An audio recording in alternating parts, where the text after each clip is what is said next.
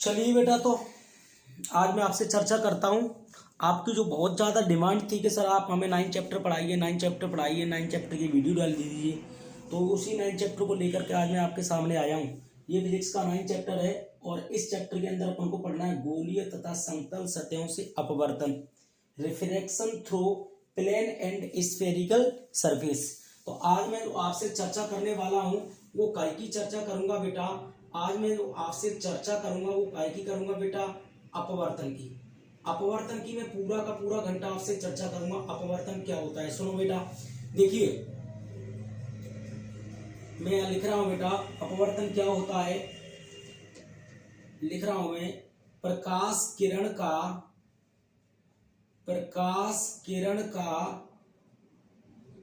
एक माध्यम से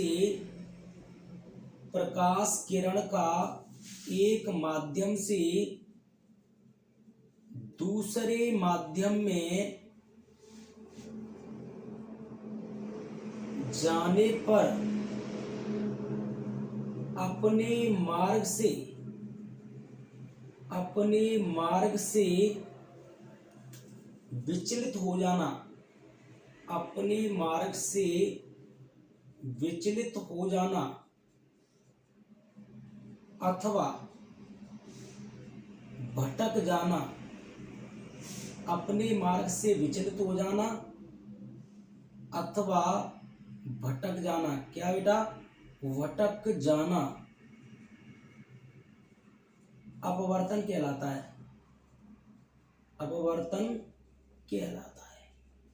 अपवर्तन कहलाता है। प्रकाश किरण का एक माध्यम से दूसरे माध्यम में जाने पर अपने मार्ग से विचलित हो जाना अथवा भटक जाना अपवर्तन कहलाता है। देखिए एक लाइन और लिखूंगा, यहां देखिए एक लाइन और लिख रहा हूं मैं, लिख रहा हूं जब प्रकाश की किरण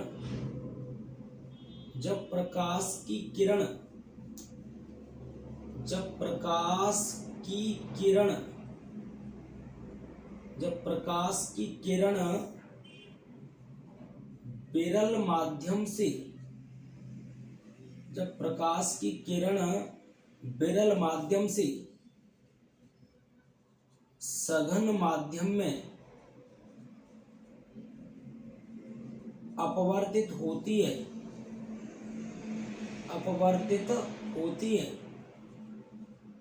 तो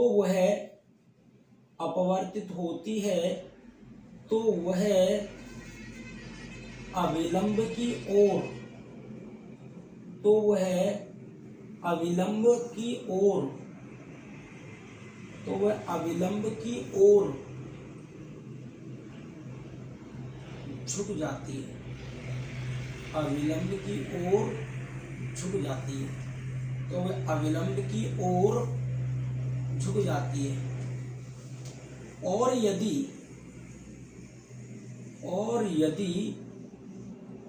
सघन माध्यम से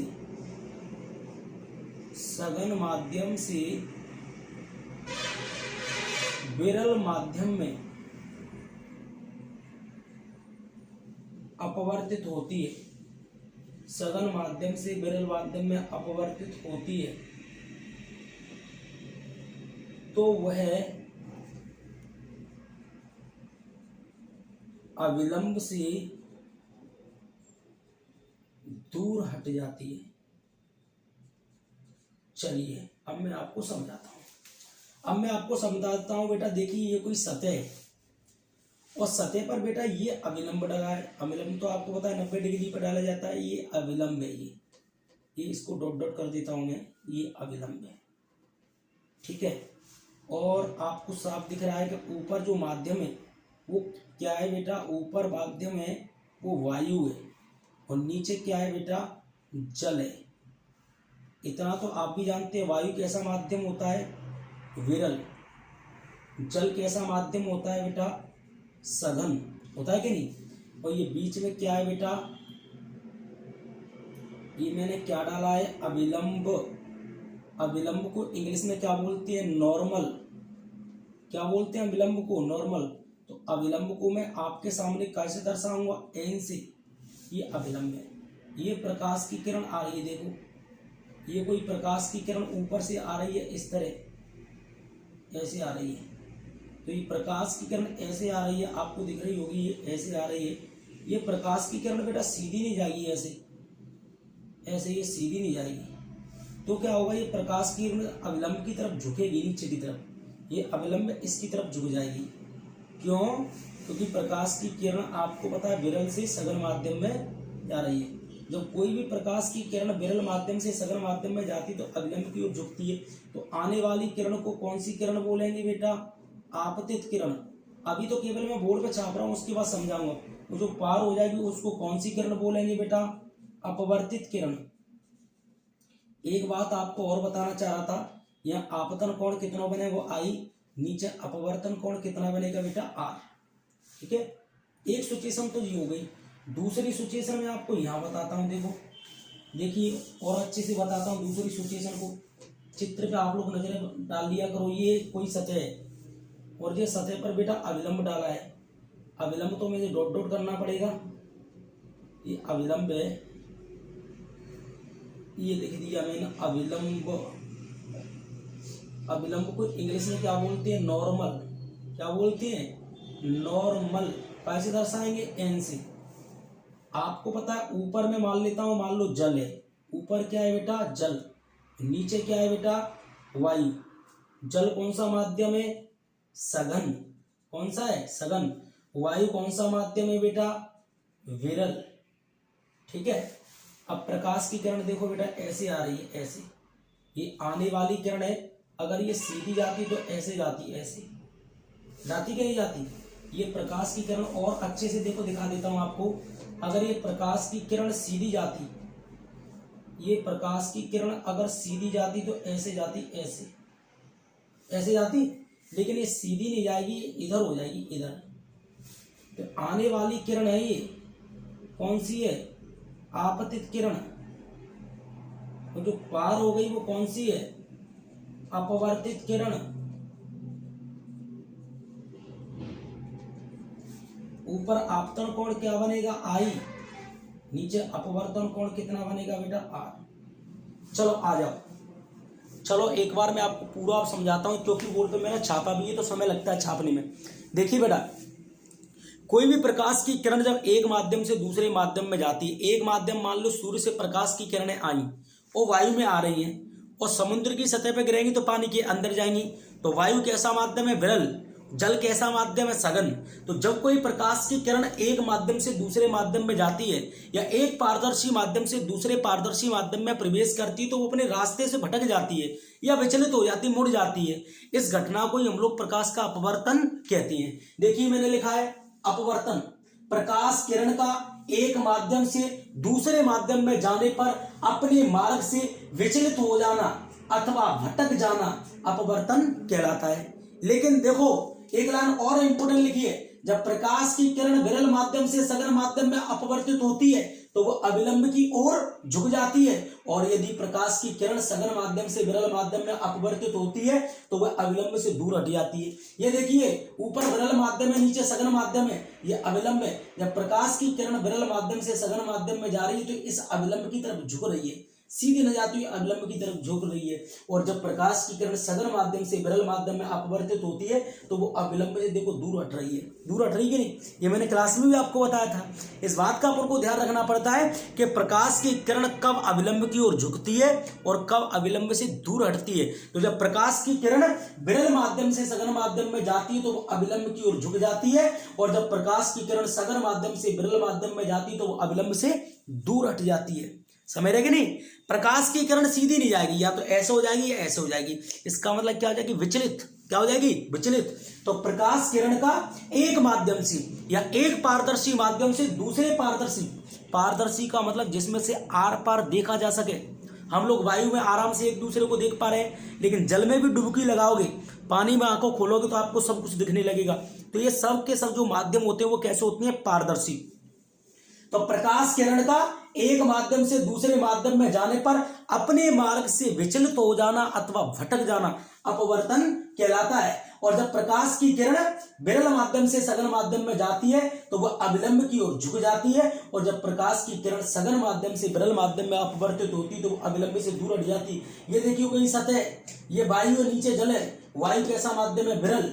जल कैसा माध्यम है? सघन। बीच में क्या है? अविलंब। अविलंब को इंग्लिश में क्या बोलेंगे? नॉर्मल।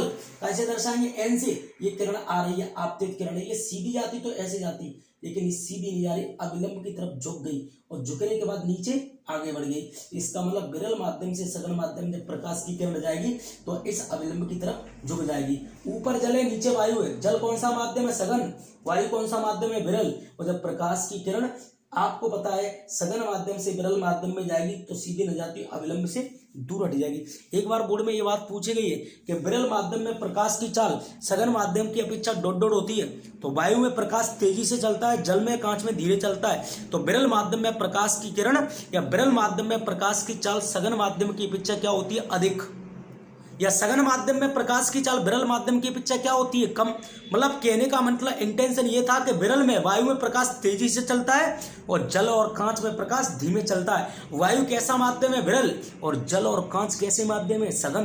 कैसे है? सघन। तो आपको पता है प्रकाश की चाल विरल माध्यम में अधिक और सघन माध्यम में कम होती है। ये बात किसने बताई थी? फोको ने। किसने बताई थी? वैज्ञानिक फोको के अनुसार प्रकाश की चाल विरल माध्यम में अधिक और सघन माध्यम में क्या होती है? कम।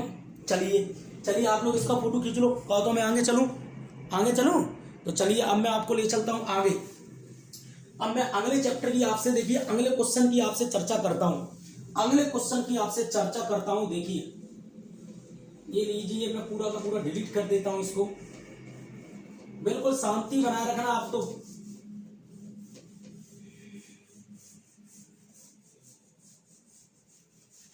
चलिए बेटा,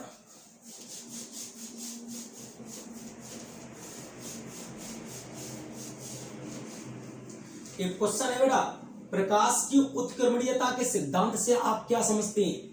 उत्क्रमणीयता को इंग्लिश में बोलते हैं रिवर्सिबिलिटी। क्या बोलते हैं? रिवर्सिबिलिटी। तो उत्क्रमणीयता का सिद्धांत मैं आपको बताता हूं। देखिए उत्क्रमणीयता का सिद्धांत हम आपको बताते हैं, आप लोग बोर्ड पे नजरें बनाए रखें। चलो देखिए बेटा, मैं अब आपको बताता हूं उत्क्रमणीयता का सिद्धांत। यहां मैं लिख रहा हूं बेटा, प्रकाश का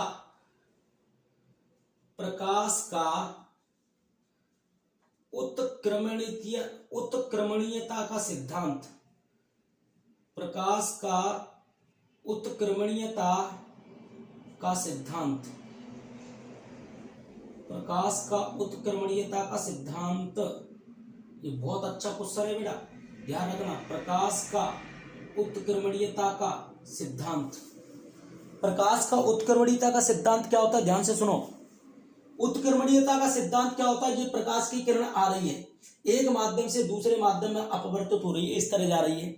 अब मैं इस किरण के मार्ग को उलट दूं या पलट दूं तो ये उसी रास्ते में वापस लौट जाए। जैसे मान लो प्रकाश की किरण ऊपर से नीचे आ रही है, विरल माध्यम से सघन माध्यम में आ रही है। अब मैं इस किरण के मार्ग को उलट दूं या पलट दूं तो ये उसी रास्ते में वापस लौट जाती है। प्रकाश की किरण ऐसे आ रही थी, मैंने इसका रास्ता पलट दिया तो ये इसी रास्ते में कहाँ जा रही है? देखो वापस लौट गई। ऐसे आई थी और ऐसे वापस लौट गई।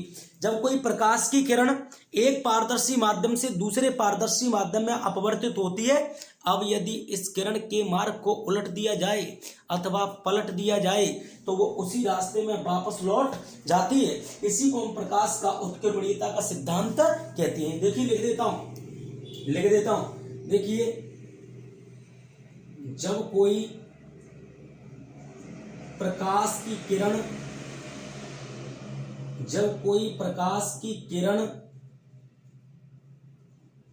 एक पारदर्शी माध्यम से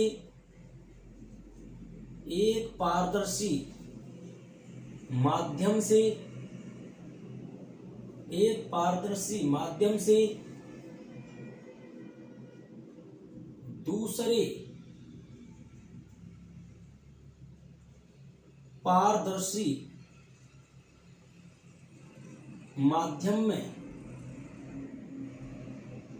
अपवर्तित होती है।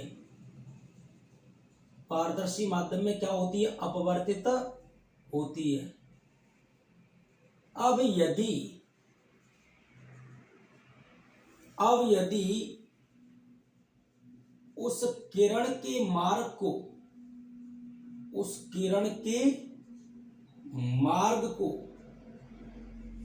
उलट दिया जाए,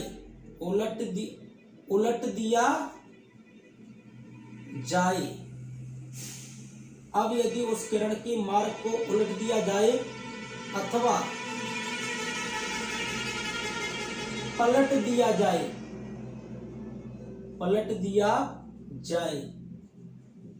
तो वह उसी रास्ते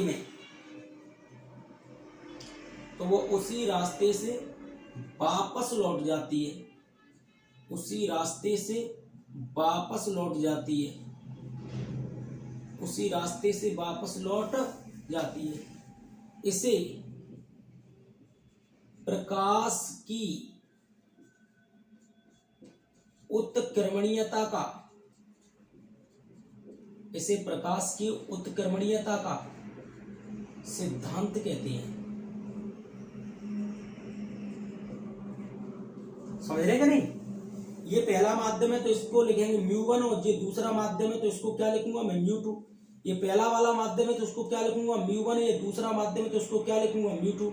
अब समझो पूरा, जब कोई प्रकाश की किरण एक पारदर्शी माध्यम से दूसरे पारदर्शी माध्यम में अपवर्तित होती है, अब यदि उस किरण के मार्ग को उलट दिया जाए अथवा पलट दिया जाए तो वो उसी रास्ते में वापस लौट जाती है। इसी को हम प्रकाश की उत्क्रमणीयता का सिद्धांत कहती है।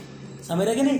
ये देखिए आपके सामने कोई सतह है, ऊपर वायु नीचे जल है, वायु विरल माध्यम है, जल सघन माध्यम है, ये अविलंब है, प्रकाश की किरण ऐसे आ रही है विरल माध्यम से सघन माध्यम में, इसका मार्ग मैंने उलट दिया या पलट दिया, ये उसी रास्ते में वापस लौट रही है। इसी को बोलेंगे प्रकाश की उत्क्रमणीयता का सिद्धांत।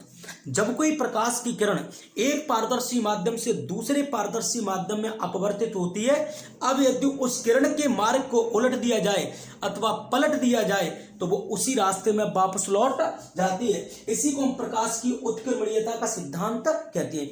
उत्क्रमणीयता का मतलब रिवर्सिबिलिटी, कोई किरण आई और रिवर्स हो गई, लौट गई, उसको बोलते हैं उत्क्रमणीयता।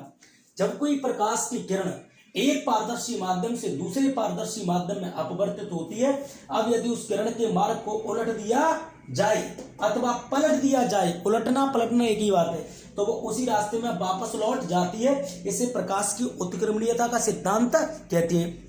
नीचे मैंने कॉपी में और भी आपको क्लास में लिखाया था, माना कि पहले माध्यम का दूसरे माध्यम के सापेक्ष अपवर्तनांक 1μ2, तो दूसरे माध्यम का पहले माध्यम के सापेक्ष क्या होगा 2μ1 होगा। तो आपको बताया पहले माध्यम का दूसरे माध्यम के सापेक्ष अपवर्तनांक कितना है 1μ2, तो दूसरे माध्यम का पहले माध्यम के सापेक्ष अपवर्तनांक क्या होगा बेटा, क्या होगा? दूसरे माध्यम का पहले माध्यम के सापेक्ष अपवर्तनांक क्या होगा 2μ1। तब इन दोनों का संबंध क्या बनता है 1μ2 बराबर 1/2μ1, ये इसका संबंध है। नीचे मैंने लिखाया है, माना कि वायु के सापेक्ष जल का अपवर्तनांक, तो वायु के सापेक्ष माना कि वायु के सापेक्ष जल का अपवर्तनांक, वायु के सापेक्ष जल का अपवर्तनांक, माना कि वायु के सापेक्ष जल का अपवर्तनांक, माना कि वायु के सापेक्ष जल का अपवर्तनांक aμw का मान कितना है 2/3। माना कि वायु के सापेक्ष जल का अपवर्तनांक aμw बराबर कितना है 2/3। तब जल के सापेक्ष उल्टा कर दो, तब जल के सापेक्ष वायु का अपवर्तनांक, तब जल के सापेक्ष वायु का अपवर्तनांक कितना होगा, उल्टा कर दो, जल के सापेक्ष वायु का अपवर्तनांक उल्टा कर दो, WμA बराबर उल्टा कर दो 2/3 का कितना हो जाएगा 3/2। एक बार बोर्ड में पूछ लिया गया है 2 नंबर में, उल्टा ही तो करना है आपको, तो अपन लोगों को अपन ये याद रखना पड़ेगा। हाँ, माना कि वायु के सापेक्ष जल का अपवर्तनांक, वायु के सापेक्ष जल का अपवर्तनांक, ऊपर वायु नीचे जल है, वायु के सापेक्ष जल का अपवर्तनांक aμw बराबर 2/3 है, तो फिर जल के सापेक्ष वायु का अपवर्तनांक WμA बराबर 2/3 की जगह क्या हो जाएगा 3/2। ये ध्यान रखना, ये प्रकाश की उत्क्रमणीयता के सिद्धांत से अपन लोग इसको निकाल के बताते हैं। तो आप लोग इसको कर लेंगे तो मैं आगे चलूं। चलो मैं अब आपको आगे ले चलता हूं। चलो बेटा, चलिए अब अपन लोग चलते हैं आगे। अब मैं आपको ले चलता हूं बेटा आगे, बिल्कुल शांति बनाए रखना। चलिए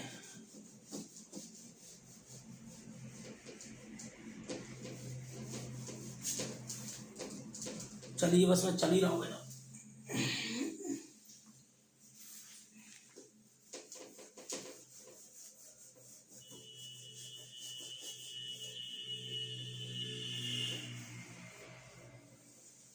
चलो अब देखिए, अब मैं जो आपसे चर्चा करूंगा ना, वो काय की चर्चा करूंगा बेटा, क्रांतिक कोण की। क्रांतिक कोण किसे कहती है? ये बहुत अच्छा क्वेश्चन है, क्रांतिक कोण का। तो क्रांतिक कोण किसे कहती है? प्रत्येक बच्चे को आना चाहिए क्रांतिक कोण। तो क्रांतिक कोण को समझने के लिए देखिए बेटा, क्रांतिक कोण क्या होता है, जैसे देखिए ये कोई सतह है, सब लोग नजर रखना बोर्ड पे, और ये सतह आप लोग देखो, आप मेरे से अच्छा भी प्लान बना सकती हैं। मैं देखिए मेरे से भी आप लोग अच्छी सतह बना सकते हैं, बिल्कुल प्लेन, इलाही बिल्कुल सीधी खींचना, ये कोई सतह, और सतह पर आपको पता है क्या डाला जाता है? अभिलंब। तो देखिए मैं आपके सामने ये अभिलंब भी डाल रहा हूं, ये अभिलंब है, ये मैंने लिख दिया बेटा अभिलंब, ठीक है। और आपको इतना तो पता है अभिलंब को इंग्लिश में क्या बोलती है? नॉर्मल। अभिलंब को इंग्लिश में क्या बोलते हैं बेटा? नॉर्मल। कैसे दर्शाएंगे? एन से। कैसे दर्शाएंगे? एन से। ऊपर क्या है बेटा? वायु। ऊपर क्या है? वायु। नीचे क्या है बेटा? जल। वायु कैसा माध्यम है बताओ? विरल माध्यम है वायु। वायु कैसा माध्यम है? विरल। जल कैसा माध्यम है बेटा? सघन। कैसा माध्यम है? सघन। प्रकाश की किरण बेटा नीचे से ऊपर जा रही है, उल्टा कर रहे देखो, प्रकाश की किरण नीचे से कहां जा रही है? ऊपर। इसका मतलब प्रकाश की किरण जल से कहां में जा रही है? वायु में। तो नीचे से जा रही है, तो नीचे आपतन कोण कितना बनेगा? आई। क्या बनेगा? आई। ऊपर अपवर्तन कोण कितना बनेगा बेटा? आर। कितना बनेगा? आर। अब सुनो ध्यान से, मैं इस आपतन कोण आई के मान को बढ़ाता हूं, तो देखिए मैंने आई का मान यहां से बढ़ा करके इतना बड़ा कर दिया आपतन कोण। ये आपतन कोण आई मैंने इतना बड़ा कर दिया, तो ये अपवर्तन कोण भी बढ़ गया। ये प्रकाश की किरण यहां ना जाती हुई यहां जाने लगी, देखो यहाँ, ये अपवर्तन कोण भी बढ़ गया। फिर मैंने कि यार एक बार आपतन कोण के मान को और बढ़ा देता हूं, तो मैंने आपतन कोण के मान को देखो बेटा एक बार और बढ़ाना चालू किया। मैंने आपतन कोण के एक बार जब और बढ़ाया, तो ये प्रकाश की किरण अब यहां ना जाती हुई बेटा देखो यहां जाने लगी, यहाँ। मतलब मेरा कहने का मतलब ये है कि मैं आपतन कोण आई के मान को बढ़ाता हूं, तो अपवर्तन कोण का मान भी ऊपर बढ़ रहा है। फिर मैं देखिए एक बार और बढ़ाता हूं, देखिए बेटा मैंने ये और बढ़ा दिया थोड़ा सा। जैसे ही मैंने आपतन कोण के मान को, यहाँ किरण आपतन कोण की आई, ये आपतन कोण का मान बढ़ाया मैंने, इतना किया आई, तो ये किरण अभी यहाँ न जाते हुए ये प्रकाश की किरण इस सतह पे ही जाने लगी, इस पे, तो ये अपवर्तन कोण भी बढ़ गया। तो जब मैंने देखा कि यार ये आपतन कोण है और सामने अपवर्तन कोण है, तो अपवर्तन कोण का मान सीधा सीधा कितना हो गया? 90 डिग्री। एक स्थिति ऐसी आती है जब मैं आपतन कोण के मान को बढ़ाता जाता हूं, तो अपवर्तन कोण कितना हो जाता है? 90 डिग्री। तो आपतन कोण नहीं रहा फिर ये कोण आपतन कोण नहीं रहा। अगर सामने का कोण 90 डिग्री हो गया, तो ये नीचे का कोण, ये आपतन कोण ही, ये आपतन कोण आई ही क्या कहलाएगा? क्रांतिक कोण कहलाएगा। इस क्रांतिक कोण को कैसे दर्शाएंगे? आईसी से। कैसे? आईसी से। सुनो क्रांतिक कोण की परिभाषा, सघन माध्यम में, काय में, ये कौन सा माध्यम है? सघन। और लाइन को लंबे खींच के मैं आपको बता दूं ये कैसा माध्यम है? सघन माध्यम। ऊपर कैसा माध्यम है बेटा? विरल माध्यम। ऊपर कैसा माध्यम है बेटा? विरल माध्यम। ऊपर कैसा माध्यम है बेटा? विरल माध्यम है। ऊपर कैसा माध्यम है? विरल माध्यम है। तो देखो एक बार दोबारा सुना रहा हूं, सघन माध्यम में आपतन कोण के उस मान के लिए, सघन माध्यम में आपतन कोण के उस मान के लिए जिसके लिए विरल माध्यम में अपवर्तन कोण 90 डिग्री हो जाता है, तो यह आपतन कोण ही क्रांतिक कोण कहलाता है। क्रांतिक कोण की परिभाषा सुनो, सघन माध्यम में आपतन कोण के उस मान के लिए जिसके लिए विरल माध्यम में अपवर्तन कोण 90 डिग्री हो जाता है, तो यह आपतन कोण ही क्रांतिक कोण कहलाता है। परिभाषा याद करनी पड़ेगी। दोबारा सुनो। अब बेटा ये टकला तो तुम्हें पता है ना, ताऊ एक्सपायर हो गए मेरे, तो इस वजह से टकला हो गया हूँ बार बार। आप सब समझदार हैं बेटा, वैसे तो कोई होता नहीं। चलो मैं कह रहा हूँ सघन माध्यम में आपतन कोण के उस मान के लिए, सघन माध्यम में आपतन कोण के उस मान के लिए जिसके लिए विरल माध्यम में अपवर्तन कोण 90 डिग्री हो जाता है, तो वह आपतन कोण ही क्रांतिक कोण कहलाता है। एक बार और बताऊं, एक बार और सीख लो, तुम घर के बच्चे इसलिए मुझे बार बार बताना पड़ता है। देखो देखो बेटा, देखिए मैं तो 10 बार भी बता सकता हूं, मुझे कोई आलस भी नहीं है बेटा, बस आप लोग बोर्ड पे नजर रखा करो। देखिए देखिए मैंने ये सत्य बता दी, ये कोई सतह है, आपको दिख रही है सतह, सतह के ऊपर क्या है वायु, नीचे क्या है जल। वायु कैसा माध्यम है, विरल। जल कैसा माध्यम है, सघन। बीच में क्या खींचा है, अविलंब। अविलंब को इंग्लिश में क्या बोलेंगे, नॉर्मल। कैसे दर्शाएंगे, एन से। ये कोई प्रकाश की किरण जा रही है, देखो ऐसे, ये नीचे से जा रही है ऊपर निकल रही है, मतलब नीचे से आपतित हो रही है, ऊपर क्या हो रही है, अपवर्तित। तो नीचे आपतन कोण अविलंब से कितना बनेगा, आई। ऊपर अपवर्तन कोण इस अविलंब से क्या बनेगा, आर। अब मेरे मन में एक विचार आया कि आप सब लोग के हैं, तो मैं इस आपतन कोण आई के मान को बढ़ा दूं, क्योंकि ये चिपक सा रहा है। तो ये प्रकाश की किरण अब यहाँ ना जाती हुई यहाँ जा रही है। ये देखिए अब कोण मैंने बढ़ा दिया। जैसे ही मैंने ये आपतन कोण बढ़ाया आई का मान, जैसे ही ये आई का मान बढ़ा तो ये प्रकाश की किरण यहाँ ना जाती हुई और ये यहाँ जाने लगी। यहाँ ये अपवर्तन कोण का मान भी बढ़ गया। आपतन कोण के मान को बढ़ाते, आपतन कोण के मान को बढ़ाते सीधा ऊपर अपवर्तन कोण भी बढ़ता है। एक बार फिर मैंने बढ़ाया, ये देखो प्रकाश की किरण यहाँ न जाती हुई यहाँ जा रही है, देखो यहाँ। तो ये किरण अब यहाँ न जाती हुई देखो कहाँ जा रही है, यहाँ। मैंने फिर आपतन कोण के मान को बढ़ाया तो फिर अपवर्तन कोण बढ़ गया। एक बच्चा मेरे से कह रहा सर एक बार और बढ़ा दूं, तो मिल जाए बेटा, तेरी भी मन की कर देता हूँ। ये प्रकाश की किरण यहाँ न जाती हुई यहाँ जा रही है, देखो यहाँ जा रही है यहाँ। तो ये आपतन कोण देखो बढ़ गया जी, बढ़ गया कि नहीं। जैसे ये बढ़ा, अभी प्रकाश की किरण यहाँ नहीं जा रही, ये प्रकाश की किरण इस सतह पे जाने लगी ऐसे। तो ये सीधा सीधा कोण जो आपको दिख रहा है वो कितना हो गया, 90 डिग्री। ये कौन सा कोण है, अपवर्तन कोण। अगर ये कोण 90 डिग्री होगा तो नीचे का जो आपतन कोण आई है ना, ये कोण आपतन कोण आई और क्या कहलाने लगेगा, क्रांतिक कोण। इसे कैसे दर्शाएंगे, आईसी से। सुनो, सघन माध्यम में आपतन कोण के उस मान के लिए, सघन माध्यम में आपतन कोण के उस मान के लिए जिसके लिए विरल माध्यम में अपवर्तन कोण 90 डिग्री हो जाता है, तो यह आपतन कोण ही क्रांतिक कोण कहलाता है। देखिए यहां लिख देता हूं परिभाषा, सघन माध्यम में, सघन माध्यम में,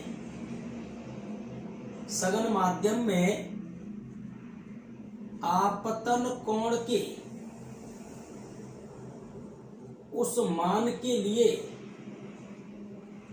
सघन माध्यम में आपतन कोण के उस मान के लिए, सघन माध्यम में आपतन कोण के उस मान के लिए जिसके लिए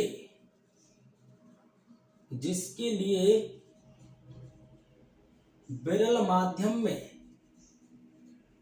जिसके लिए विरल माध्यम में, विरल माध्यम में अपवर्तन कोण, विरल माध्यम में अपवर्तन कोण 90 डिग्री हो जाता है, तो वह आपतन कोण ही, तो वह आपतन कोण ही, तो वह आपतन कोण ही क्रांतिक कोण कहलाता है। क्या कहलाता है, क्रांतिक कोण।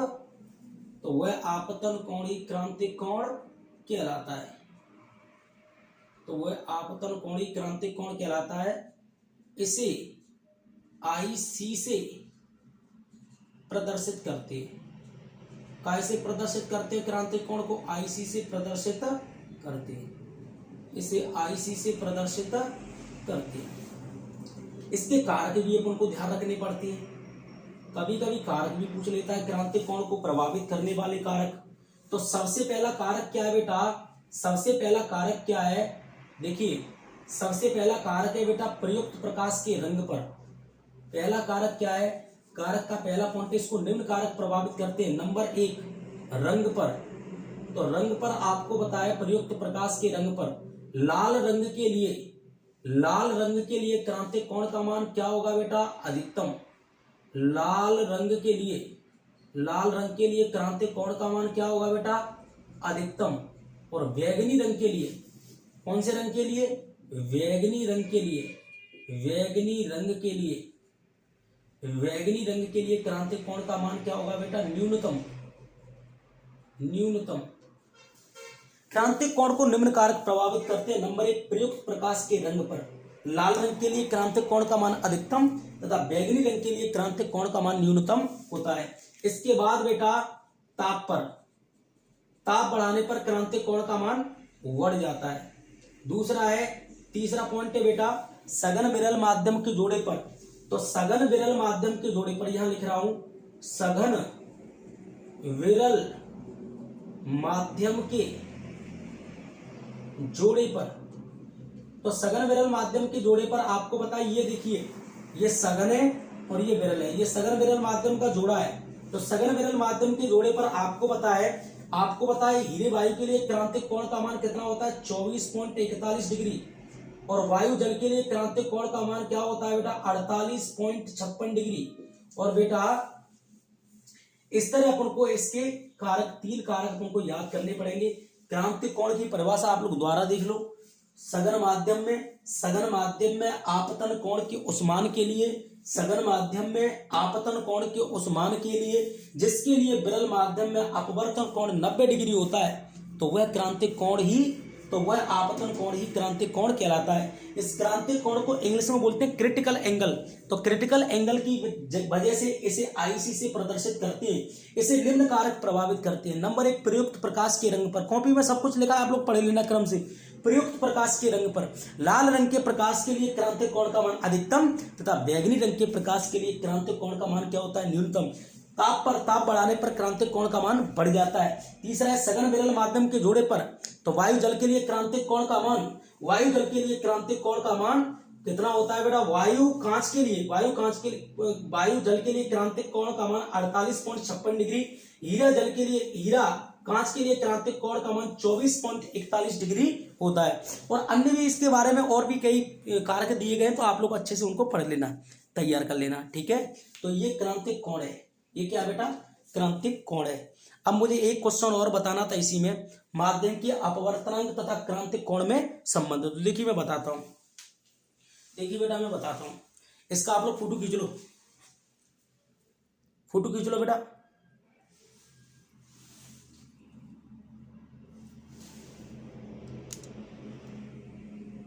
चलो मैं चल रहा हूं, चलिए फोटो खींच लिया आपने, चलो।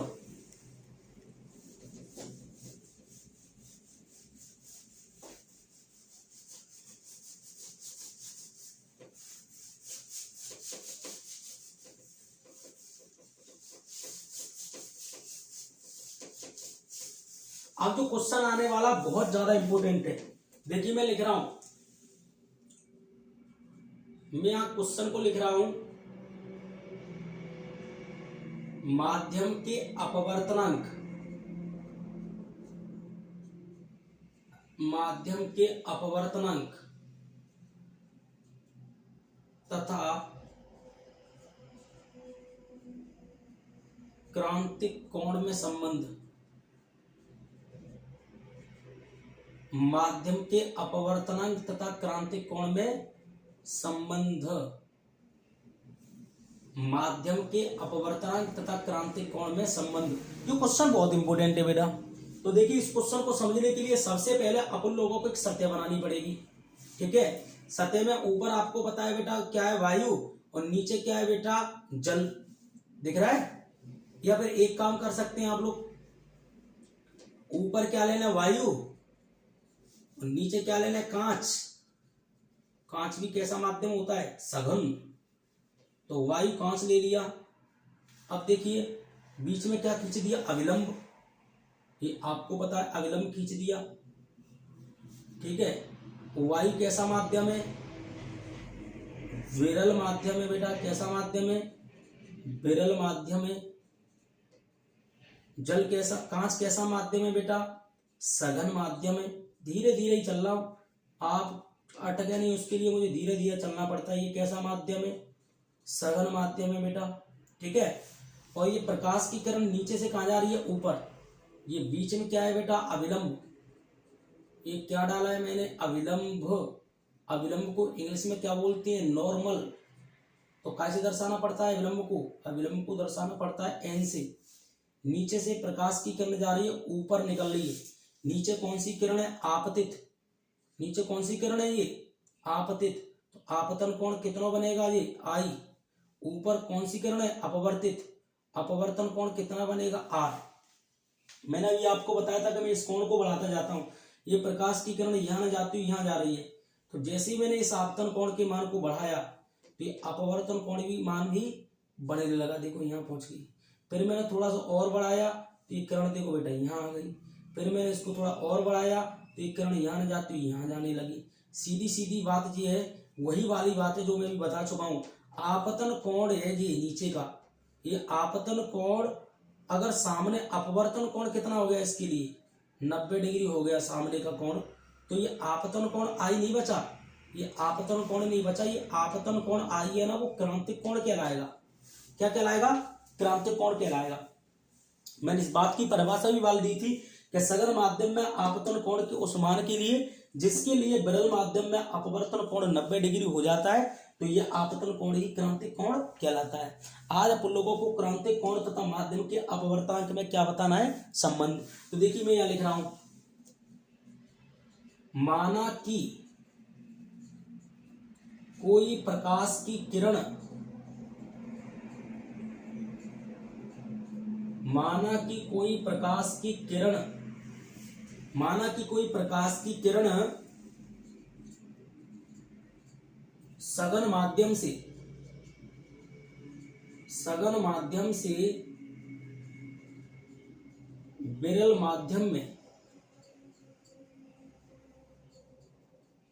अपवर्तित होती है। क्या होती है बेटा, अपवर्तित होती है। तब तब क्या होगा, तो सघन माध्यम से विरल माध्यम में जा रही है, इसका मतलब प्रकाश की किरण कांच से क्या में जा रही है, वायु में। तो मैं लिख रहा हूं बेटा, कांच के सापेक्ष वायु का अपवर्तनांक, तो कांच के सापेक्ष वायु का जो अपवर्तनांक होगा वो जी म्यू ए बराबर, तुम्हें पता है स्नेल का नियम लगता है साइन आई बटे साइन आर। तो तुम्हें पता है कांच के सापेक्ष वायु का अपवर्तनांक जी म्यू ए, कांच से कह में जा रही है वायु में, तो जी म्यू ए बराबर नीचे कोण कितना आई सी, तो कितना हो जाएगा बेटा साइन आई सी बटे में ऊपर कोण कितना है 90, तो साइन आई सी बटे में साइन 90।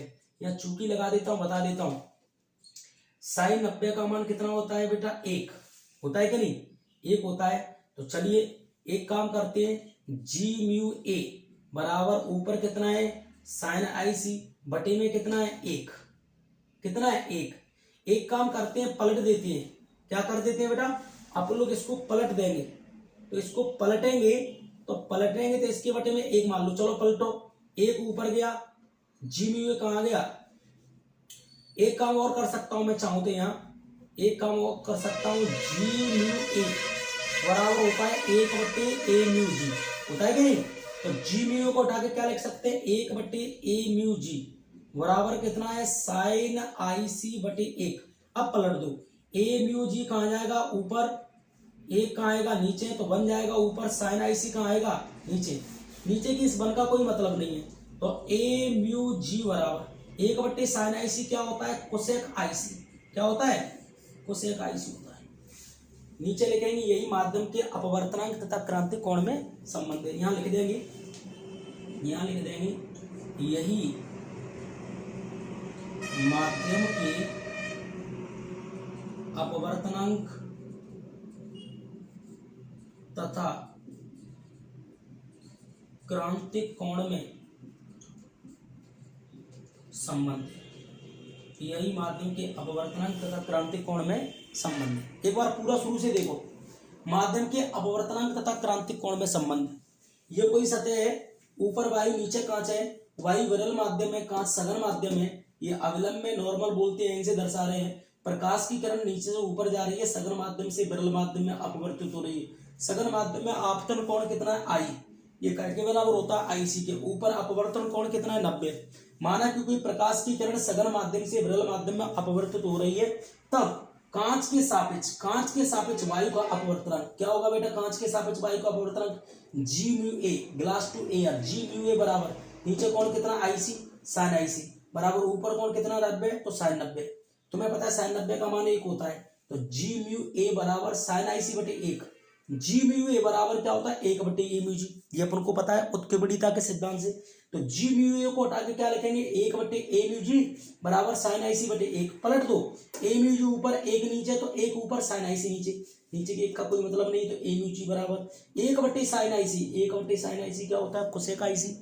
नीचे इसे बॉक्स में बंद कर देंगे, नीचे लिखेंगे यही माध्यम के अपवर्तनांक तथा क्रांतिक कोण में संबंध है। इसका फोटो खींच लो, क्वेश्चन बहुत अच्छा है, ये इस साल बोर्ड के एग्जाम में टपक सकता है, बहुत इंपॉर्टेंट क्वेश्चन है। तो इसीलिए अपन को ये क्वेश्चन तैयार तो करना पड़ेगा, बिल्कुल करना पड़ेगा, इसको तो आप छोड़ ही नहीं सकते, ठीक है। तो इस क्वेश्चन को आप लोग तैयार करना है आपको। तो चलो अब मैं आपको आगे ले चलता हूँ। फोटो खींच लिया आपने? फोटो खींच लिया, तो चलो मैं 1 मिनट में आपको आगे ले चलता हूँ। चलो अपन आगे चल रहे हैं, चलो बेटा देखिए, अब मैं आपको ले चलता हूँ आगे। अब अगला क्वेश्चन है, वो भी क्वेश्चन बहुत इंपॉर्टेंट है। वो क्वेश्चन क्या है? पूर्ण आंतरिक परावर्तन किसे कहते हैं? हाँ, इसके प्रतिबंध बताने अपन को। तो चलिए बेटा, चलिए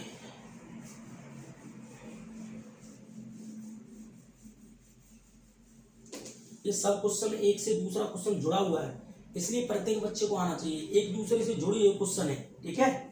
तो चलो हाँ, पूरा वीडियो देखा करो आप लोग, जिससे सारे क्वेश्चन समझ में आ जाए। अब अगला क्वेश्चन है बेटा, पूर्ण आंतरिक परावर्तन।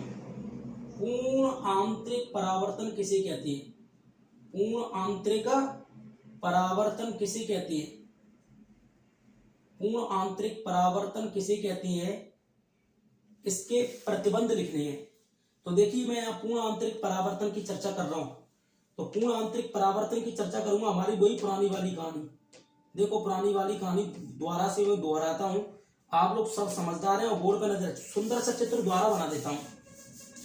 मैं चित्र को द्वारा बना दूंगा, मुझे कोई आलस भी नहीं है बेटा। आप तो बोर्ड पे देखा करो, आप तो पूरा वीडियो भी नहीं देख रहे हैं, पूरा वीडियो देखा करो, जिससे आप लोग का टॉपिक तैयार हो जाएगा। देखो, ये कोई सतह है, ये दिख रही है सतह है बेटा, और सतह पर ऊपर क्या है बेटा? वायु, और नीचे क्या है? जल ले लो, या फिर आप लोग कांच ले लो, कुछ भी ले सकते हैं। ये बीच में क्या खींचा है? अविलंब। ये क्या खींचा है? अविलंब है ये बीच में, आपको पता है ये बीच में। मैं इसको थोड़ा डार्क कर देता हूँ, डार्क इसलिए करता हूँ जिससे तुम्हारी आंखों को दिखने लगे। तो अविलंब को डॉट डॉट रखा जाता है, ऐसे डॉट डॉट रख देते हैं अविलंब को। आप तो स्केल से लाइन खींचेंगे तो बिल्कुल सीधी खींचेगी, टेढ़ी मेढ़ी होने का तो सवाल ही नहीं बनता। ये अविलंब है, ठीक है।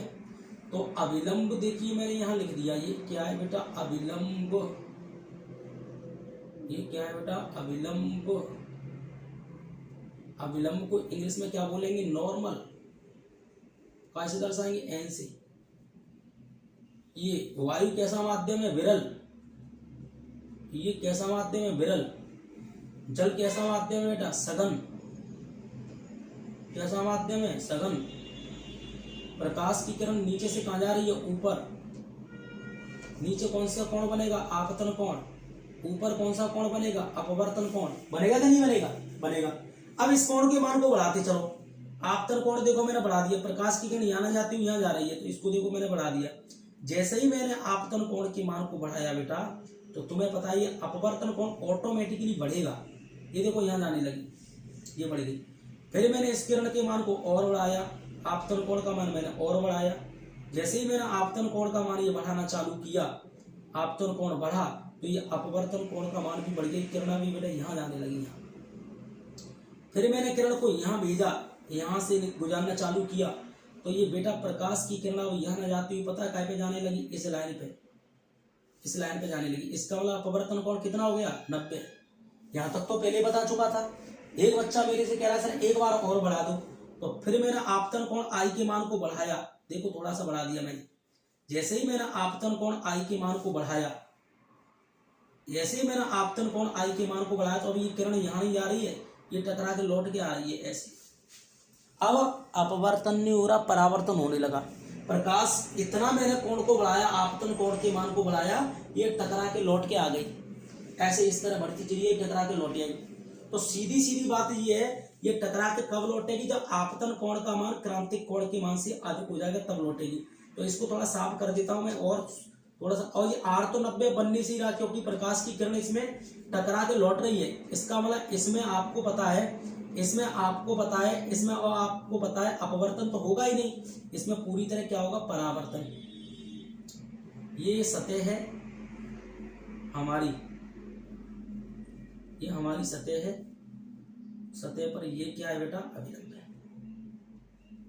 ठीक है, ये हमारा अभिलंब है। प्रकाश की किरण ऐसे जा रही, टकरा के ऐसे आ रही, लौट के ऐसे गई, टकरा के ऐसे लौट आई। इसका मतलब यहाँ पर जो आपतन कोण आई वो किससे बड़ा है, आईसी से। ये ग्रेटर वाला चिन्ह लगा है, ये दो पैर जो जिसकी तरफ होते हैं वो बड़ा और जिसकी तरफ एक पैर होता है वो छोटा। तो ये आपतित किरण है और ये कौन सी, अपवर्तित। तो यहाँ परावर्तन कोण या अपवर्तन तो हो ही नहीं रहा। तो चलिए सुनिए पूर्ण आंतरिक परावर्तन क्या होता है, सुनो। सघन माध्यम में आपतन कोण का मान, सघन माध्यम में आपतन कोण का मान क्रांतिक कोण के मान से अधिक होने पर इस प्रकाश किरण का सघन विरल माध्यम के सीमा पृष्ठ से पूर्ण परावर्तित हो जाना पूर्ण आंतरिक परावर्तन कहलाता है। आप लोग बोर्ड पे नजर रखा करो। सघन माध्यम में आपतन कोण का मान, ये साफ नहीं दिख रहा और साफ दिखा देता हूं, मैं तो साफ ही लिखता हूं बेटा, आप लोग बोर्ड पे नजर रखा करो। ये देखो मैं इसको थोड़ा और बढ़ा दूं, ये सघन, ये कैसा माध्यम है, विरल, और नीचे कैसा माध्यम है बेटा, सघन। बोर्ड पे नजर तो रखनी पड़ेगी, और तुम इधर उधर कुछ भी खाओगे घूमोगे तो कैसे काम चलेगा। ये नीचे पहले कौन सा कोण था, ये आपतन कोण है, ये किससे बड़ा हो गया, क्रांतिक कोण से, आईसी से। तो सघन माध्यम में, परिभाषा सुना पूर्ण आंतरिक परावर्तन की, सघन माध्यम में आपतन कोण का मान क्रांतिक कोण के मान से अधिक होने पर इस प्रकाश किरण का सघन विरल माध्यम के सीमा पृष्ठ से पूर्ण परावर्तित हो जाना पूर्ण आंतरिक परावर्तन कहलाता है। ठीक है, देखिए मैं यहाँ लिख रहा हूं बेटा, सघन माध्यम में, कौन से माध्यम में, सघन माध्यम में आपतन कोण का मान, सघन माध्यम में आपतन कोण का मान, सघन माध्यम में आपतन कोण का मान क्रांतिक कोण के मान से, क्रांतिक कोण के मान से अधिक होने पर, क्रांतिक कोण के मान से अधिक होने पर प्रकाश किरण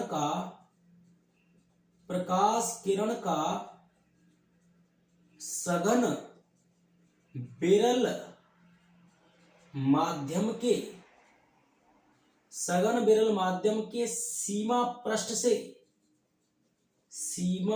से पूर्ण परावर्तित हो जाना, सघन विरल माध्यम के सीमा पृष्ठ से पूर्ण परावर्तित हो जाना पूर्ण आंतरिक परावर्तन कहलाता है। पूर्ण आंतरिक परावर्तन कहलाता है। पूर्ण आंतरिक परावर्तन कहलाता है। पूर्ण आंतरिक परावर्तन कहलाता है। नीचे कॉपी में एक लाइन लिखी होगी, पूर्ण आंतरिक परावर्तन की घटना में प्रकाश का पूरी तरह परावर्तन होता है, बिल्कुल भी अपवर्तन नहीं होता है। देखो परिभाषा पूरी लिखी है पूर्ण आंतरिक परावर्तन में, सघन माध्यम में आपतन कोण का मान क्रांतिक कोण के मान से अधिक होने पर प्रकाश किरण का सघन विरल माध्यम के सीमा पृष्ठ से पूर्ण परावर्तित हो जाना पूर्ण आंतरिक परावर्तन कहलाता है। सघन माध्यम में आपतन कोण का मान आई का मान क्रांतिक कोण के मान से अधिक होने पर, ये आपतन कोण आई का मान बढ़ा है कैसे, क्रांतिक कोण से। कौन से माध्यम में, सघन माध्यम में। परिभाषा कैसे देंगे, सघन माध्यम में आपतन कोण का मान क्रांतिक कोण के मान से अधिक होने पर इस प्रकाश किरण का सघन विरल माध्यम के सीमा पृष्ठ से पूर्ण परावर्तित हो जाना पूर्ण आंतरिक परावर्तन कहलाता है। पूर्ण आंतरिक परावर्तन की घटना में पूरी तरह प्रकाश का परावर्तन होता है, न कि अपवर्तन। इसके प्रतिबंध और है, प्रतिबंध बहुत इंपोर्टेंट है, इसके प्रतिबंध तो बहुत ज्यादा इंपोर्टेंट है। पूर्ण आंतरिक परावर्तन के प्रतिबंध तो प्रत्येक बच्चों को आना चाहिए। क्या है पहला प्रतिबंध, प्रतिबंध का पहला पॉइंट सुनो। पहला पॉइंट है आपतन कोण का मान, आपतन कोण का मान आपतन कोण का मान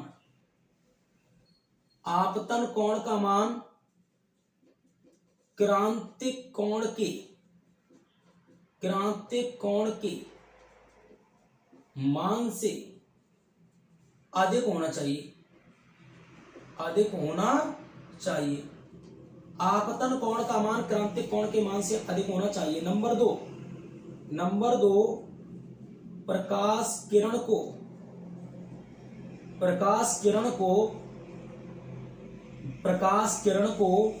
सघन माध्यम से विरल माध्यम में जाना चाहिए,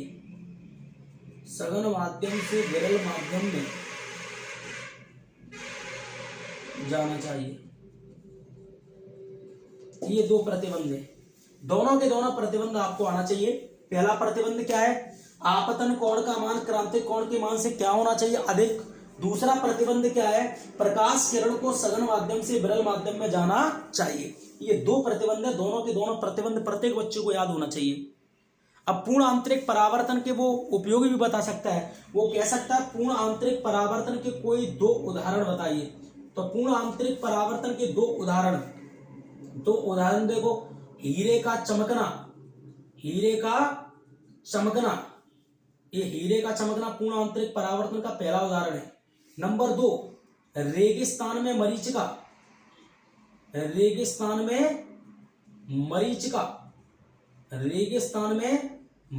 नंबर 3, प्रकाशिक तंतु। ये पूर्ण आंतरिक परावर्तन के क्या है बेटा? उदाहरण है। पूर्ण आंतरिक परावर्तन के उदाहरण बताइए। नंबर 1, हीरे का चमकना। नंबर 2, रेगिस्तान में मरीचिका। नंबर 3, जल की मरीचिका। नंबर 4, प्रकाशिक तंतु। ये पूर्ण आंतरिक परावर्तन के क्या है बेटा? ये पूर्ण आंतरिक परावर्तन के उदाहरण है। पूर्ण आंतरिक परावर्तन सघन माध्यम में आपतन कोण का मान क्रांतिक कोण के मान से अधिक होने पर प्रकाश किरण का सघन विरल माध्यम के सीमा पृष्ठ से पूर्ण परावर्तित हो जाना पूर्ण आंतरिक परावर्तन कहलाता है। पूर्ण आंतरिक परावर्तन की घटना में प्रकाश का पूरी तरह परावर्तन होता है, अपवर्तन नहीं होता। आपको बता, प्रतिबंधों की बात करूं तो आपतन कोण का मान क्रांतिक कोण के मान से अधिक होना चाहिए और प्रकाश किरण को सघन माध्यम से विरल माध्यम में जाना चाहिए। उदाहरण, हीरे का चमकना, रेगिस्तान में मरीचिका, जल की मरीचिका और प्रकाशिक तंतु। ये पूर्ण आंतरिक परावर्तन के उदाहरण हैं। कर लोगे? फोटो खींच लेना आप लोग इसका, खींच लोगे फोटो? तो चलो, चलिए बेटा, चलिए अब मैं आपको ले चलता हूं आगे। अब मैं आपको कहां ले चलता हूं? आगे ले चलता हूं।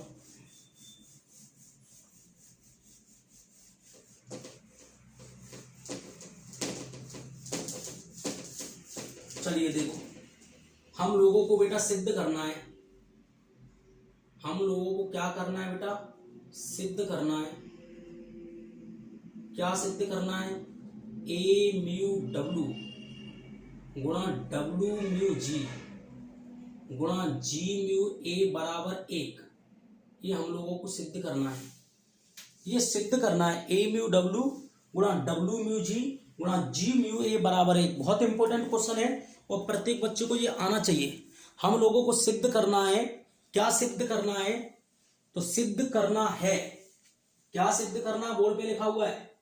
सिद्ध क्या करना है बेटा? बोर्ड पे लिखा हुआ है ये ए म्यू डब्ल्यू गुणा डब्ल्यू म्यू जी गुणा जी म्यू ए बराबर 1।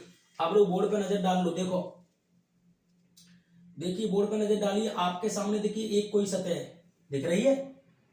हाँ, ये आपको दिख रही होगी, एक सतह है। और बेटा ये एक सतह के बाद बेटा ये दूसरी सतह है, दूसरी के बाद बेटा ये तीसरी सतह है। बोर्ड पे नजरें डाल लो आप लोग, ठीक है? बोर्ड पे इसी तरह आप लोग नजरें डाल लो। देखो, प्रकाश की किरण पहले ऐसे आई, ऐसे सीधी आई थी ऐसे, लेकिन अब ये सीधी नहीं जाएगी, थोड़ा सा झुक गई, दिख रही है झुकी हुई। फिर ये बेटा देखो थोड़ा सा झुक गई, जब बाहर निकली तो ऐसे निकली, जैसे आई थी वैसे। इस तरह जा रही प्रकाश की किरण। देखो, प्रकाश की किरण ऐसे आई, थोड़ा झुक गई, फिर थोड़ा झुक गई, फिर दूर हट गई। मतलब कहने का मतलब ये है कि ऊपर क्या है बेटा? वायु, क्या है, वायु। वायु के बाद क्या है बेटा, जल। जल के बाद बेटा क्या है बेटा, कांच। क्या है बेटा, कांच। और कांच के बाद फिर क्या है बेटा, वायु। विभिन्न माध्यम हो गए, वायु, जल, कांच, वायु। आपको सब दिख रहा है बोर्ड पे, दिख रहा ही होगा, बिल्कुल दिख रहा होगा। तो देखिए मैं आपको बताऊं, एक अविलंब तो यहाँ डाला जाएगा, यहाँ। दूसरा अविलंब बेटा देखो यहाँ डाला जाएगा, और तीसरा अविलंब देखो बेटा ये डाला गया है। क्रम से 3 अविलंब डले। वायु को इंग्लिश में क्या बोलते हैं, एयर। जल को इंग्लिश में क्या बोलते हैं बेटा, वाटर। कांच को इंग्लिश में क्या बोलते हैं बेटा, ग्लास। और फिर वायु को क्या बोलते हैं बेटा, एयर। ऊपर एयर, नीचे एयर। ये किरण आ रही है, आपतित किरण है। ये अविलंब एन, ये अविलंब एन, ये अविलंब एन। यहाँ आपतन कोण क्या बनेगा, आई। नीचे अपवर्तन कोण कितना बनेगा, R1। ये वाला कोण कितना है, R1। तो नीचे आपको पता है, नीचे आपको पता है बेटा कोण कितना बनेगा बेटा, R2। ये वाला ऊपर कोण कितना है, R2। तो नीचे कोण कितना बनेगा बेटा, R3। ये R3 बेटा काय के बराबर है, आई के। काय के बराबर है, आई के। दिख रहा होगा। हाँ, इस वाले पॉइंट को नाम क्या देंगे, ए। इस वाले पॉइंट को नाम क्या देंगे, बी। इस वाले पॉइंट को नाम क्या देंगे, सी। इस वाले पॉइंट को नाम क्या देंगे, डी। और इस वाले पॉइंट को नाम क्या देंगे, ई। A B C D E. समझ गए। आपतन कोण आई, R1, R1, R2, R2, R3। R3 क्या के बराबर, आई के। वायु, जल और कांच, और फिर वायु।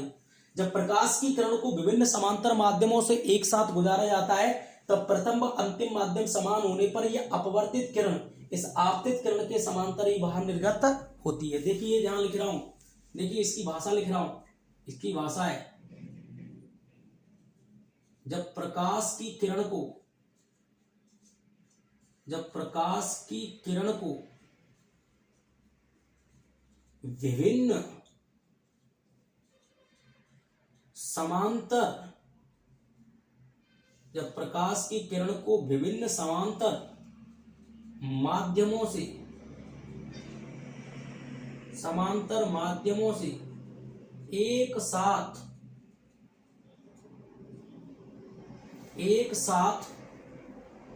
गुजारा जाता है,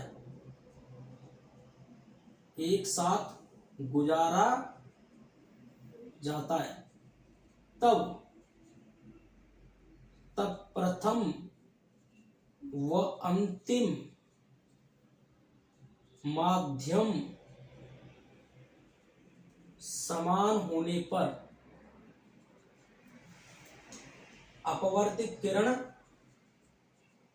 अपवर्तित किरण आपतित किरण के समांतर, आपतित किरण के समांतर निर्गत होती है। क्या होती है, निर्गत होती है। देखो जगह तो थोड़ा कम थी, लेकिन फिर भी मैंने लिखने का प्रयास किया। जब प्रकाश की किरण को विभिन्न समांतर माध्यमों से एक साथ गुजारा जाता है, तब प्रथम व अंतिम माध्यम समान होने पर यह अपवर्तित किरण इस आपतित किरण के समांतर ही बाहर निर्गत होती है। देखो आपको सब दिख रहा होगा, ये किरण कौन सी है, आपतित। ये बाहर निकल रही कौन सी है, अपवर्तित। ऊपर माध्यम क्या है, वायु। नीचे क्या है, वायु। ऊपर नीचे का माध्यम समान है, तो जो किरण अपवर्तित होगी बाहर निकलेगी, वो इस आपतित किरण के समांतर ही बाहर निकलेगी। अगर ऐसे आई तो ऐसे निकलेगी, ऐसे आती तो ऐसे निकलती, ऐसे आती तो ऐसे निकलती। जब प्रकाश की किरण को विभिन्न समांतर माध्यमों से एक साथ गुजारा जाता है, तब प्रथम अंतिम माध्यम समान होने पर यह अपवर्तित किरण या निर्गत किरण इस आपतित किरण के समांतर ही बाहर निर्गत होती है। वही भाषा लिखी है। जब प्रकाश की किरण को विभिन्न समांतर माध्यमों से एक साथ गुजारा जाता है, तब प्रथम व अंतिम माध्यम समान होने पर अपवर्तित किरण आपतित किरण के समांतर निर्गत बाहर निर्गत होती है। जगह कम थी इसलिए पूरा नहीं बोल पाया हूं, लेकिन आगे देखो। माना कि वायु, जल तथा कांच में प्रकाश के वेग क्रम से, तो वायु में प्रकाश का वेग कितना होगा, VA। जल में प्रकाश का वेग कितना होगा, VW। और कांच में प्रकाश का वेग कितना होगा, VG। माना कि वायु, जल तथा कांच में प्रकाश के वेग क्रम से VA, VW तथा VG है। तब देखो इसकी डेरिवेशन, में आपको डेरिवेशन बताता हूं। यहां से कॉपी में सब कुछ लिखा है, आप लोग तैयार कर लेना। देखिए मैं यहां से आपको ले चलता हूं। आप तो बोर्ड पे नजर बनाए रखे, ठीक है। मैं बड़े प्रेम प्रेम से धीरे धीरे आपको ले चलता हूं। देखो मैं क्या लिख रहा हूं, मैं लिख रहा हूं जल के सापेक्ष। देखो आप इस बात का तो आप लोगों को भी ज्ञान होना चाहिए कि प्रकाश की जो किरण है वायु से काय में जा रही जल में, जल से काय में जा रही कांच में, कांच से काय में आ रही वायु में। तो पहले वायु से जल में जा रही, फिर जल से कांच में, फिर कांच से वायु में। तो मैं कह रहा हूं वायु के सापेक्ष जल का अपवर्तनांक, मैं लिख रहा हूं बेटा वायु के सापेक्ष, वायु के सापेक्ष जल का अपवर्तनांक, वायु के सापेक्ष जल का अपवर्तनांक होगा ए म्यू डब्ल्यू बराबर, वायु के सापेक्ष जल का अपवर्तनांक होगा ए म्यू डब्ल्यू बराबर। पहले प्रकाश की किरण काय में चलेगी वायु में, तो क्या लिखेंगे बेटा वी ए। फिर प्रकाश की किरण काय में चलेगी जल में, तो क्या लिखेंगे बेटा वी डब्ल्यू बराबर। ऊपर कोण आई है, नीचे कोण आर वन है, तो क्या लिखेंगे बेटा साइन आई बटे में साइन आर वन। स्नेल के नियम से लग गया। इसे समीकरण क्या मान लूंगा 1। फिर सुनो वायु के सापेक्ष जल का अपवर्तनांक, तो वायु के सापेक्ष जल का अपवर्तनांक होगा ए म्यू डब्ल्यू बराबर। पहले वेग काय में होगा वायु में तो वी ए, फिर वेग काय में होगा जल में तो वी डब्ल्यू बराबर। ऊपर आई है नीचे आर वन है, तो साइन आई बटे साइन आर वन समीकरण नंबर 1। अब जल से काय में जाएगी प्रकाश की किरण कांच में, तो मैं लिख रहा हूं बेटा जल के सापेक्ष, जल के सापेक्ष कांच का अपवर्तनांक, जल के सापेक्ष कांच का अपवर्तनांक। तो जल के सापेक्ष कांच का अपवर्तनांक होगा डब्ल्यू म्यू जी बराबर। पहले काय में चलेगी प्रकाश की किरण जल में, फिर काय में चलेगी कांच में, तो जल में चलेगी तो वी डब्ल्यू, कांच में चलेगी तो वी जी बराबर। ऊपर कोण आर वन है, नीचे आर टू है, तो साइन आर वन बटे में साइन आर टू। इसे समीकरण क्या मान लो बेटा 2। अब कांच से काय में निकलेगी वायु में, तो मैं लिख रहा हूं कांच के सापेक्ष, मैं क्या लिख रहा हूं बेटा कांच के सापेक्ष, कांच के सापेक्ष वायु का, कांच के सापेक्ष वायु का अपवर्तनांक, कांच के सापेक्ष वायु का अपवर्तनांक होगा जी म्यू ए बराबर। ऊपर कांच में चलेगी फिर वायु में चलेगी, तो क्या लिखेंगे वी जी बटे में वी ए बराबर। ऊपर कोण आर टू है, नीचे आर थ्री है, तो साइन आर टू बटे में साइन आर थ्री। समीकरण क्या मान लो 3। ये समीकरण 1 है, ये समीकरण 2 है, ये समीकरण 3 है। देखो वायु के सापेक्ष जल का अपवर्तनांक, तो वायु के सापेक्ष जल का अपवर्तनांक ए म्यू डब्ल्यू बराबर। पहले वायु में चलेगी फिर जल में चलेगी, तो वी ए बटे वी डब्ल्यू बराबर। ऊपर कोण आई है, नीचे आर वन है, तो साइन आई बटे साइन आर वन समीकरण नंबर 1। फिर जल से काय में जाएंगे कांच में, तो जल के सापेक्ष कांच का अपवर्तनांक डब्ल्यू म्यू जी। पहले एयर से काय में आ रही प्रकाश की किरण वाटर में, फिर वाटर से काय में आएगी ग्लास में, फिर ग्लास से काय में निकलेगी एयर में। समझ गए ना। तो जल के सापेक्ष कांच का अपवर्तनांक डब्ल्यू म्यू जी बराबर, पहले जल में चलेगी फिर कांच में, तो बी डब्ल्यू बटे बी जी बराबर। ऊपर कोण कितना आर वन, नीचे कितना आर टू, तो साइन आर वन बटे साइन आर टू समीकरण नंबर 2। इसके बाद कांच के सापेक्ष काय में होगा वायु में, तो कांच के सापेक्ष वायु का अपवर्तनांक, तो कांच के सापेक्ष वायु का अपवर्तनांक होगा जी म्यू ए बराबर। पहले कांच में चलेगी फिर वायु में, तो वी जी बटे वी ए बराबर। ऊपर आर टू है, नीचे आर थ्री, तो साइन आर टू बटे साइन आर थ्री। ये समीकरण 1 है, ये समीकरण 2 है, ये समीकरण 3 है। देखो आगे क्या लिख रहा हूं, मैं कह रहा हूं समीकरण 1, 2 व 3 का आपस में गुणा करने पर, इनका देखो मैं आपस में गुणा करता हूं, कर दूं। तो देखिए बेटा आपस में गुणा करता हूं, बीच बीच वाला स्टेप लो, वी ए बटे में कितना है वी डब्ल्यू गुणा वी डब्ल्यू बटे में कितना है वी जी गुणा वी जी बटे में कितना है वी ए बराबर। इन बीच वालों को इंटू किया है, वी ए अपॉन में वी डब्ल्यू गुणा वी डब्ल्यू इंटू में we ji into we ji into में वी ए। अब लास्ट वाले स्टेप का करो, देखो साइन आई वटे में साइन आर वन गुणा साइन आर वन वटे में साइन आर टू गुणा साइन आर टू वटे में साइन आर थ्री। अब देखो बीजी से बीजी, बीडब्ल्यू से बीडब्ल्यू और बीए से बीए, ये चटक गए। साइन आर वन से आर वन, आर टू से आर टू चटक गया, तो बगल में आ जाओ।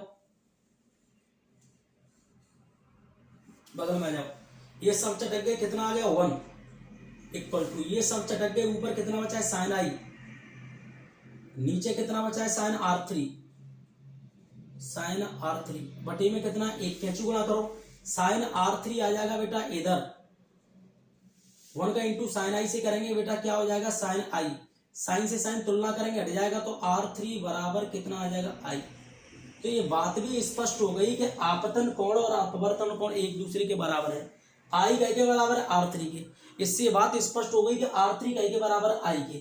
ठीक है, अब आगे देखो, आगे देखो बेटा, पुनः, मैं कब की बात कर रहा हूं, पुनः, देखो द्वारा लिख देता हूं, चिपक गया शब्द, मैं लिख रहा हूं बेटा पुनः समीकरण 1, 2 व 3 का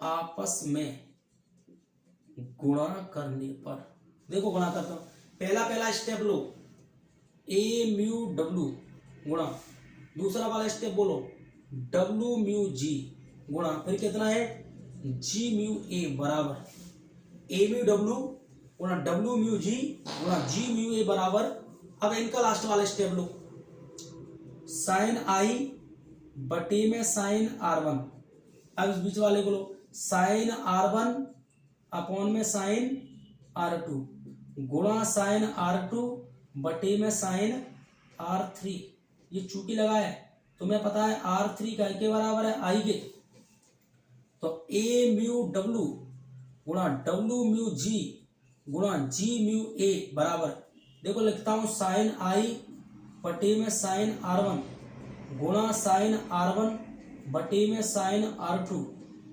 इंटू में साइन R2, साइन R2 बटे में साइन R3 की जगह क्या लिखूंगा साइन आई, साइन आई थे साइन आई, R1 थे R1, R2 थे R2 चटक गो, तो कितना बचेगा ए म्यू डब्ल्यू गुणा डब्ल्यू म्यू जी गुणा जी म्यू ए बराबर 1, ये बचेगा, यही मुझे सिद्ध करना था, तो सिद्ध हो गया, तो फिर कुछ बचा ही नहीं है, आप लोग कर लेना, इसको करना तो पड़ेगा, प्रत्येक बच्चे को करना पड़ेगा, क्वेश्चन बहुत अच्छा क्वेश्चन है, इसको आप सभी लोग करने का प्रयास करना बेटा, ठीक है, हाँ सभी लोग, प्रत्येक बच्चे को ये क्वेश्चन करना ही पड़ेगा आपको,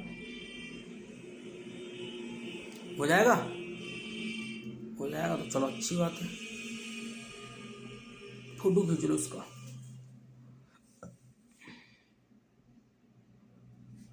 आप सभी लोग इसका फोटो खींच लो बेटा,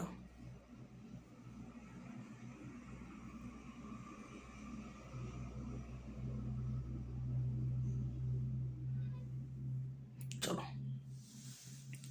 चलो अब मैं आपको ले चलता हूँ बेटा आगे, बिल्कुल शांति बनाए रखना, ठीक है, मन भर गया क्या अभी से, मन तो नहीं भरना चाहिए तुम्हारा, मेरा मन तो ये है कि एक क्वेश्चन और करा दूं, चलो एक क्वेश्चन अभी और कराता हूं लास्ट, ठीक है, लास्ट है,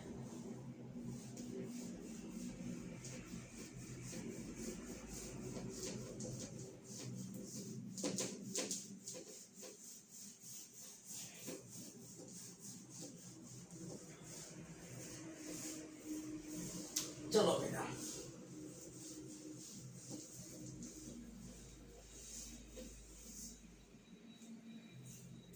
चलो ठीक है, तो मन भर गया तो ठीक है।